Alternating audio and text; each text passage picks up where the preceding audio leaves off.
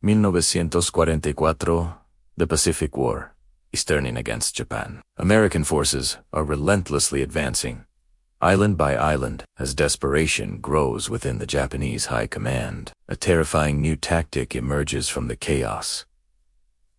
Kamikaze, the divine wind.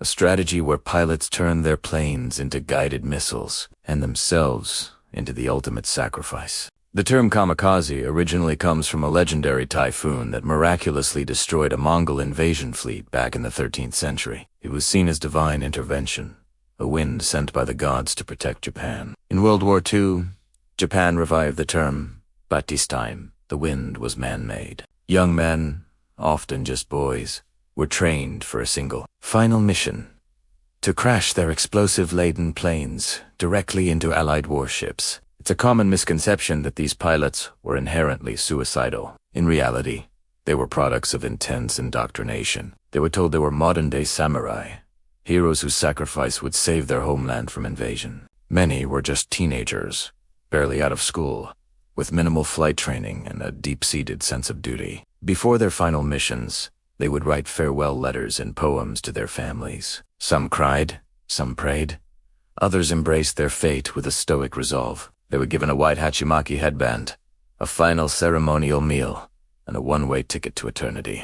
The first organized kamikaze attacks were unleashed during the Battle of Leyte Gulf in October 1944. The effect was immediate and devastating. The Allied forces were shocked. A single pilot could cripple or even sink a massive warship, causing immense damage and psychological terror. By the end of the war, nearly 4,000 kamikaze pilots had died.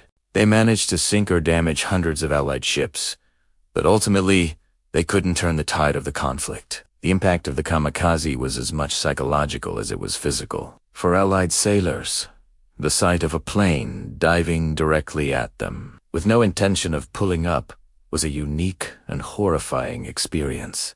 It forced a change in naval tactics. Radar detection, anti-aircraft gunnery, and fighter patrols were all massively intensified. Every unidentified blip on the radar screen became a potential death sentence, hurtling from the sky. After the war, Japan was left to grapple with the complex legacy of the kamikaze. Were they heroes who died for their country, or were they tragic victims of a desperate, militaristic regime? The answer is not simple, and even today, it remains a subject of debate. Memorials now stand to honor their sacrifice, but they also serve as a somber warning of what can happen when ideology demands the ultimate price. The kamikaze pilots did not change the final outcome of the war, but they left an indelible mark on its history, demonstrating the horrifying lengths a nation will go to when pushed to the brink. As one 17-year-old pilot wrote in his final letter, "I will cross the Rainbow Bridge and become a god. But I am afraid it's a powerful reminder of the young lives caught in the crossfire of history." Thank you so much for watching. If you found this look into a lesser-known aspect of history interesting, please consider liking the video and subscribing to the channel for more content like this. We'll see you in the next one.